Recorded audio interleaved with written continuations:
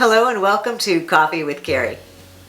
I appreciate you stopping by today to see what's up. What's up is that last week or the week before, depending on when this airs exactly, this episode, I asked if anybody had any questions for me. And I did make a couple episodes with questions that have come from you, my friends out there. And some people were asking questions here in my comment section. Others showed up at my website, coffeewithcarey.com. And some people were messaging me direct message on my Instagram, which is coffeewithcareyg over on Instagram. So I'm still interested and open to hearing what you're thinking. And with almost 100 dating episodes up here on my channel, I can't be assured that I've answered what's been on your mind. So if you've got something pressing, I'm offering to perhaps delve into a subject that's interesting to you. If I haven't talked about it before, hopefully help you out. But today I didn't have enough for a whole episode, so I thought I could just go through a couple of these questions here and see if I can answer them together. Don't know how long this will take, and I do need my cheaters. I'm actually thinking I probably need an eye exam. Let's see here. I have a few questions here I wanted to address. And the first one says, are women over 50 really looking for men for relationships these days? Or is it more about going out, partying, and having dinner dates? Just curious, as all the women's profiles seem to eliminate any type of man from serious consideration. Also, how would one know if a woman has any interest if they never make contact or a move? Recent research shows the number of women in all age groups choosing to be single is increasing at a much higher rate than men who are choosing to be single. Maybe relationships are going out. Are relationships going out of style? I think there are more women who are choosing to be alone. I asked my mother, I said, if you found yourself single, would you start dating again? And she said, no, not a chance. And she said that none of her friends would either. If they found themselves suddenly single, they would be loners till the end of time. And I think that some women, if they don't need any of the traditional things that marriage brings to the table, children or a double income household to get by more comfortably, or back in my mother's day, she was a stay-at-home mom, so somebody's income to help support the family. Those are some reasons previously that people would want to partner up. But nowadays, more often it's for companionship, for company, to share life's adventures and challenges and just have somebody to go to the movies with and dinner and cuddle with at night, and for physical relationships. So it really is a case-by-case basis. Do I think relationships are going out of style? No, business is booming. I have lots of coaching clients who are new to dating in the over 40 arena here, 40 to 60s, and they're certainly looking for ways to connect with men. So I don't think that they're in the minority. I have plenty of matchmaking clients still, women looking to meet men that maybe aren't in their social circles, or because they are busy with work or have been so career focused, they find themselves now needing help time-wise, taking some of that off their plate. The matching, the apps, just people burned out on apps are often who I find myself with as clients. So I don't think dating is going out of style. And let me go back here a little bit. And are women just looking for going out and partying and having dinner dates? I mean, I've heard stories. There are some women who just like to have dinner out and they're not interested in a relationship, but they just want some company and a dinner and a nice evening. I think they should be honest about that if they're truly not looking for somebody. Just saying, I'm looking for something casual. Would you want to go grab a bite or go see a movie or a show? Or, I mean, I have clients who I set up who didn't end up being a romantic connection, but they ended up being opera buddies. And by that I mean that whenever a new opera comes to their city, they meet up there and enjoy that together and then go out for a drink or a cup of coffee because they don't have anybody in their social circle who also enjoys that. They made a buddy, an opera buddy. So I think that if you're looking for something other than a relationship, you could be honest. And I think if you know that you are looking for a serious, long-term, committed relationship leading to marriage, that you can be honest too and say that that's what you're looking for. I think that's even fair to put on your dating app, looking for a long-term relationship. Talk, communication, I think, is key there. Women's profiles seem to eliminate any type of man from serious consideration. How would you know if they never make a move?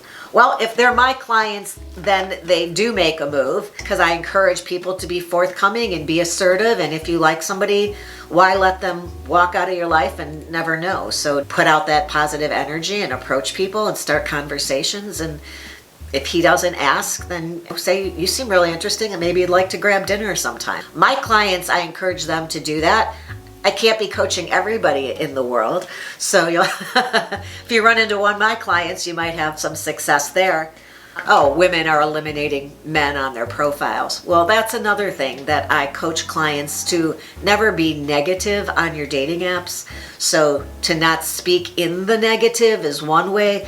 Don't say things like, if you're under 5'10", don't message me. If you're this political orientation, don't bother message me. Swipe left. If you don't live in 15 miles of this zip code, pass me by. So if they're doing things like that, that's kind of a negative attitude anyway. So why would you even want to meet them? Maybe send them a message and say, your profile is a little negative. I wasn't sure what you're looking for. I know what you're not looking for. Would you be open to a cup of coffee with a guy who's describe yourself, and see where that takes you? Somebody else wanted to learn more about me, sharing my background, my dating experience, good and bad. Well, how long is this episode? Are you currently dating? I'm not currently dating. I am single, and I've had lots and lots of dating in my past, and some marriage, and another long-term relationship that was basically a marriage. We are in the same age range, and I have not been interested in dating. Maybe it's COVID, winter weather, or just dating fatigue. I don't want to stop altogether, but marriage doesn't appeal anymore. What are your thoughts? My thoughts are that that's what the previous fellow was thinking, that not everybody wants to get married, and I think that's fine. I remember when I was raising 2 young children, I would go every couple weeks to an hour 15-minute drive to visit my grandmother. And I'd be schlepping these 2 kids and diaper bags and all the stuff that we needed. And I'd get to Grandma's house, and she maybe got up at like 7 o'clock and had coffee and talked to her friends and her sister. And she was eating some leftovers from when she went out for dinner the night before. And, her life just looked amazing to me. I said, oh, someday I look forward to having your life where you could just go out with friends and go to your groups and travel. And she wasn't dating. She had friends that filled that gap, and she enjoyed her alone time and her own place. So I get that. And I'm tending to think from your message, though, that it's not that you don't want a relationship. I think it does sound to me like this COVID thing has been exhausting for so many of us. And I think that burnout is real. The struggle is real. So I would say just take a break. Wait till the weather changes and it's nice outside, and see how you're feeling then. Don't force yourself. If you're going to take a break, now's the time to do it anyway. We're at the end of a pandemic. People are getting vaccines. So wait till everybody in your age group has had their vaccine, so you're safe out there, and you'll be looking forward to it again, along with the nice weather, and there's more fun things to do when the weather changes, and see where you're feeling then. But I don't think there's anything wrong with looking to have a second relationship or a third, a serious relationship again in your 50s. But I also don't think there's anything wrong with not wanting that and just having company or casual dates with people. If you're honest about, I'm not looking for anything serious, that's the ideal way to go about it. But I take a break for now and see how you're feeling in May. And then let's see what else we have here that I should, again, I do this with the glasses. I feel that my dating pool is extra small. I'm too ethnic, white, okay, she must be, Indian, okay. I'm too ethnic for white men and too Western for Indian men. How do I expand my dating pool and get men interested in me? I think getting men interested in you just means being yourself. And you're not changing your ethnicity anytime soon, I would imagine. So you are just trying to attract people who you are interested in, who are also interested in you. And if you really feel like you've exhausted your dating pool, I recommend that you check out an episode that I just filmed. I will put a link to it here. And if there's nothing flashing up here telling you there's a video, that means it will be coming within the next couple episodes.